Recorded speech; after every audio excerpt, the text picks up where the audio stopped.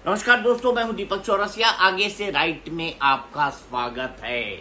क्या राइट दिशा में जा रही है आम आदमी पार्टी? ये सवाल इसलिए क्योंकि इस पूरे मामले के बाद, थप्पड़ कांड के बाद, सीएम हाउस में जो स्वाति मालीवाल है उन पर मार पिटाई के बाद अब आम आदमी पार्टी उस व्यक्ति के लिए मोर्चा निकाल रही है जो उस पिटाई का जिम्मेदार है, यानी विभव कुमार के पक्ष में वो मोर्चा निकाल रही है। वो कह रही है मेरे पीए को भी गिरफ्तार कर लिया गया है, मुझे भी गिरफ्तार किया गया था, सुप्रीम कोर्ट ने मुझे छोड़ा है, अभी राघव चड्ढा आए हैं उनको भी गिरफ्तार कर लिया जाएगा। और कोई ऑपरेशन झाड़ू का जिक्र कर रही है। अपनी 25 साल की सहयोगी स्वाति मालीवाल को अरविंद केजरीवाल ने 2 मिनट के अंदर पराया कर दिया। उनके खिलाफ जो जुल्म हुआ है उस मामले में भी उन्होंने उनका साथ देना उचित नहीं समझा। मैंने आपको बताया था किस तरीके से उनके प्राइवेट पार्ट्स पे मारा गया, किस कंडीशन में थी, फिर भी उनको मारा गया। और स्वाति मालीवाल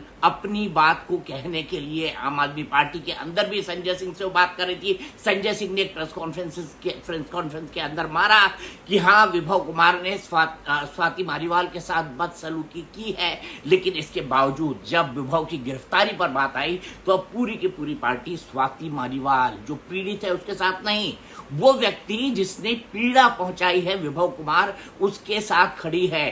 दोस्तों, ये बात भूलिएगा मत, ये वही लोग हैं जो निर्भया आंदोलन में कैंडल लगाते थे।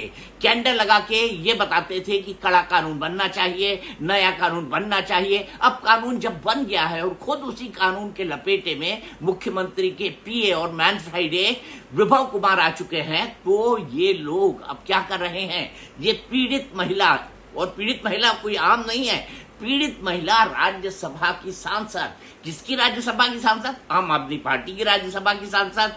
किस पद पर वो रही? दिल्ली महिला आयोग के अध्यक्ष के पद पर रही। 9 साल तक वो लगातार रही। परिवर्तन के जमाने से वो सहयोगी हैं। तो क्या परिवर्तन ने, बीजेपी ने प्लान कर दिया था कि भाई एक पार्टी बनेगी आम आदमी पार्टी, उसके एक चीफ मिनिस्टर होंगे, वो शराब नीति में फंसेंगे, तब से जो है केजरीवाल के साथ जो है स्वाति मालीवाल बनी हुई और एक दिन भारतीय जनता पार्टी ने उनको अपने पक्ष में कर लिया। कई बातें हैं। क्या स्वाति मालीवाल जो करा रही हैं, वो कह रही हैं और करा रही हैं, बीजेपी की कहने पर हुआ है? मुझे इसकी संभावना बहुत कम लगती है, क्योंकि स्वाति मालीवाल लगातार अरविंद केजरीवाल की गुड बुक्स में बनी हुई थी। यहां तक कि जब जेल गए, वो विदेश में थी, जब जेल गए अरविंद केजरीवाल, तो अरविंद केजरीवाल की डीपी ही उन्होंने लगा रखी थी, जो उनके जेल के अंदर का तस्वीर है। और 3 महीने पहले, लगभग 3 महीने पहले ही राज्यसभा का टिकट मिला होगा। तो राज्यसभा का टिकट पाने के बाद, एक नई सीट पाने के बाद ऐसा क्या हो गया जिसके चलते ये थप्पड़ कांड हुआ, समझ के बहुत परे है। लेकिन मैं आपको ये भी बता दूं कि इस थप्पड़ कांड को छुपाने की भी कोशिश हो रही है। मैं आपको कोर्ट के अंदर जब रिमांड मांगी गई है विभव कुमार की, तब दिल्ली पुलिस ने क्या क्या तर्क रखे हैं वो बताऊंगा। कैसे छिपाने की कोशिश हो रही है ये भी समझाऊंगा। अब सबसे महत्वपूर्ण बात क्या है? मामला सीएम हाउस के अंदर हुआ है। सीएम हाउस के अंदर सीसीटीवी होता है। सीसीटीवी पुलिस के पास नहीं होता है, वो वहां के एडमिनिस्ट्रेटिव ऑफिसर्स के हाथ में होता है। अब क्या सीसीटीवी की वो फुटेज जहां पर ये कथित मार पिटाई हुई है, क्या वो उपलब्ध है या उसे डिलीट कर दिया गया है? बीजेपी का यह आरोप है कि उसे डिलीट कर दिया गया है। इस फुटेज के बारे में क्या कुछ कहा है कोर्ट के अंदर दिल्ली पुलिस ने, वो मैं आपको बताता हूं। पुलिस ने कोर्ट में विभव पर 4 आरोप लगाए हैं। ये 4 आरोप क्या हैं? बेहद गंभीर हैं। सबूतों से छेड़छाड़ के आरोप है, शिकायत करने वाली राज्यसभा सांसद है, उन्हें बुरी तरह पीटा गया, संवेदनशील अंगों पर हमला किया गया। ये रिमांड मांगने के लिए उन्होंने पहली बात बोली है। दूसरा, हमने फुटेज के लिए डीवीआर मांगी, हमें पेन ड्राइव दे दी गई जो खाली थी। अब क्या होता है, डीवीआर के अंदर फुटेज रिकॉर्ड होती है, पूरी अनएडिटेड फुटेज, क्योंकि अनएडिटेड फुटेज को देखा जाएगा। और अभी तक जो वीडियो लीक हुए हैं वो एक बाहर की तरफ स्वाति मालीवाल का आता हुआ है और एक कैमरे से शूट हुआ, फिजिकल कैमरे से शूट हुआ एक वीडियो है, जहां पे कथित तौर पर स्वाति मालीवाल उस सोफे पर बैठी हुई है। अब यहाँ पर कुछ लोग ये कह रहे हैं कि कई इलाकों में सीसीटीवी कैमरे नहीं लगे हैं। कई इलाकों में मुख्यमंत्री आवास में सीसीटीवी कैमरे नहीं लगे हैं। फोरेंसिक की टीम वहां पर जांच कर चुकी है, लेकिन अभी तक दिल्ली पुलिस ये कह रही है कि पिटाई के वीडियो की फुटेज हमारे पास उपलब्ध नहीं है। यानी पिटाई का ये वीडियो जरूर शूट हुआ है, क्योंकि वहां पर सीसीटीवी कैमरा लगा होगा। आजकल ऑडियो वाले सीसीटीवी कैमरे होते हैं, दूध का दूध पानी पानी हो जाएगा। तो अगर खुद छुपाने के लिए नहीं है तो खाली पेन ड्राइव क्यों दे दी गई, ये भी बड़ा सवाल है। पुलिस को एक आईफोन दिया गया, विभव इसका पासवर्ड शेयर नहीं कर रहे हैं। उन्होंने अपना फोन फॉर्मेट कर दिया है ताकि कोई उस फोन के अंदर घुस ना सके। गवाहों पर आरोपी का प्रभाव है, उसे बर्खास्त कर दिया गया था। तब वो मुख्यमंत्री आवास कैसे पहुंचा, हमें जांच करनी है कि वो असामाजिक तत्वों से तो नहीं जुड़ा हुआ है। अब विभव कुमार को कुछ दिन पहले बर्खास्त कर दिया गया था। बर्खास्त करने के बाद भी वो लगातार सीएम आवास में ही रहता था और सीएम के साथ ही दिखाई देता था। उसकी गिरफ्तारी भी सीएम आवास से हुई है। तो आप मान सकते हैं विभव कितने शक्तिशाली है, कितने पावरफुल है। और इसी का परिणाम आपने देखा, स्वाति मालीवाल ने अपने इस गुस्से को उतारा है। उन्होंने सोशल मीडिया पर कई जगह ये भावना व्यक्त की है कि वो लोग जो निर्भया के लिए कैंडल लेकर चल रहे होते थे, आज वो क्या से क्या हो गए हैं। मैं एग्जैक्ट पोस्ट उनका आपको नहीं बता पा रहा हूं, अगले वीडियो में जरूर शेयर करूंगा। लेकिन उन्होंने इस बात पर हमला साधा है आम आदमी पार्टी के नेताओं को और जो ट्वीट किया जा रहा है उसको। अब सवाल यहां पर दो है।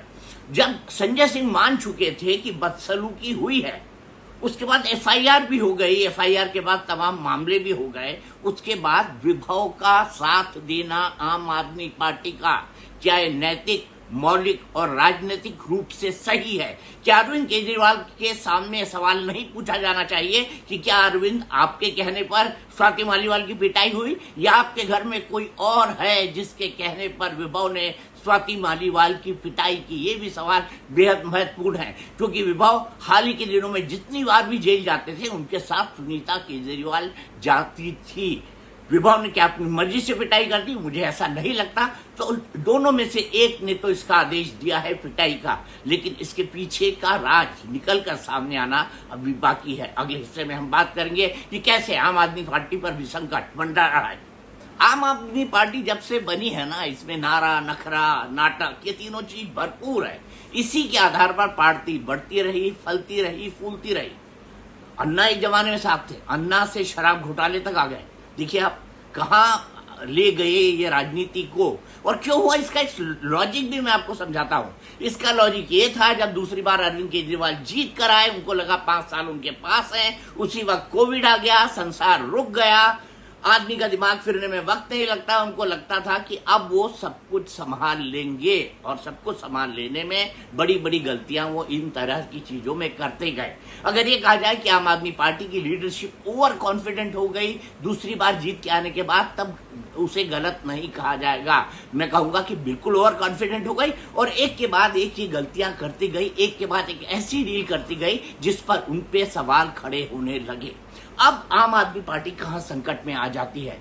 आम आदमी पार्टी इस तरह संकट में आ जाती है, उसके रजिस्ट्रेशन के को खात्मे के लिए भी इलेक्शन कमीशन को कहा जा सकता है, क्योंकि आम आदमी पार्टी को अब बनाया गया है शराब घोटाले के अंदर बेनिफिशियरी पार्टी। ये बात एक जज ने ही उठाई थी कि भाई अगर बेनिफिट आम आदमी पार्टी को हुआ है तो इसे आरोपी क्यों ना बनाया जाए। तो आम आदमी पार्टी को आरोपी बनाया गया है, और आम आदमी पार्टी को आरोपी बनाए जाने के बाद अब ये प्रूव करना है ईडी के लोगों को कि आम आदमी पार्टी ने जो पैसा 100 करोड़ रुपए उठाया, वो 100 करोड़ रुपए उन्होंने गोवा चुनाव लड़ने के लिए अपने कैंडिडेट्स को हवाला के जरिए भेजा था। और ऐसे कई कन्फेशंस ईडी के सामने गोवा में कैंडिडेट रह चुके जो आम आदमी पार्टी के हैं, उन्होंने दिए हैं कि हाँ हमको कैश से पैसे दिए गए। ये जानकारी भी ईडी के पास आती है, ईडी के सूत्रों से है कि जिन जिन हवाला ऑपरेटर्स के थ्रू ये पेमेंट हुए थे उनकी लिस्ट भी ईडी के पास है, उनके बयान भी ईडी के पास है। ऐसे में देखिए बहुत आसान नहीं होगा पार्टी को पूरी तरह से बैन करना या पूरी तरह से खत्म कर देना या कहना कि इस पर फलाना फलाना कार्रवाई ली जाएगी, क्योंकि अब आम आदमी पार्टी अपनी पार्टी को दो आरोपी बनाए जाने के खिलाफ भी कोर्ट के अंदर आएगी कि भाई आरोप बनता ही नहीं है। तो ये कानूनी लड़ाई भी होंगी, लेकिन आने वाला समय आम आदमी पार्टी के लिए मुश्किल भरा होने वाला है। आज आपने एक अपने जब आदमी मुख्य मुद्दे, मुख्य उसूल से हट जाता है ना, तो दुनिया की हर चीज से हट जाता है। सबसे ज्यादा अगर किसी एक चीज से आम आदमी पार्टी के इस गुट को जो उस वक्त आंदोलन करा करता था मिली थी प्रसिद्धि, शक्ति, वो इससे मिली थी कि नारी मुद्दे पर सबसे मुखर हुआ करता था अरविंद केजरीवाल और उनका पूरा गुट। और यही मुखरता निर्भया के अंतिम परिणाम तक दिखाई दी। मैं ऐसा नहीं कहता सिर्फ यही लोग थे, देश भर में अन्य लोग भी उतरे थे, अन्य आम आदमी सड़कों पर सैलाब था, अन्ना आंदोलन हुआ, उसके बाद उसके उसी दौर के आसपास। और इस पूरे दौर में बहुत अच्छी छवि बनाई थी अरविंद केजरीवाल ने महिलाओं के मुद्दों पर, और आधी आबादी उनको वोट भी बहुत करती है। लेकिन ये वाला केस, स्वाति मालीवाल की पिटाई का केस, अरविंद केजरीवाल और उनके पूरे राजनीतिक इतिहास को हॉन्ट करता रहेगा, पीछा करते रहेगा। लेकिन अभी मैं आपको बता दूं, अभी इससे कई गड़े मुर्दे उखड़ने हैं, और जब मुर्दे उखड़ेंगे ना तो बात दूर तक जाएगी, मैं इतना जानता हूं और इतना ही कह सकता हूं आपको अभी।